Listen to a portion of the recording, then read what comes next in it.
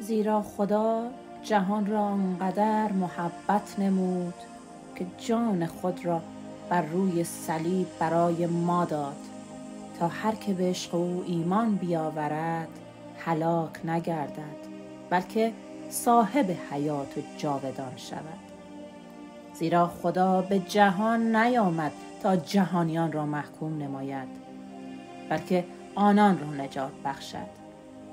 هر کس به او ایمان بیاورد محکوم نمی شود، اما کسی که به او ایمان نیاورد در محکومیت باقی می ماند.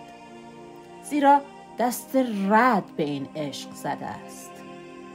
اما حکم این است که نور به جهان آمده است، ولی مردم تاریکی را بیشتر از نور دوست می دارند، چون کارهایشان شریران است. زیرا کسی که مرتکب کارهای بد می شود از نور متنفر است و از آن دوری می جوید مبادا کارهایش مورد سرزنش واقع شود. اما شخص نیکوکار به سوی نور می آید تا روشن شود که کارهایش طبق اراده خدا انجام شده است.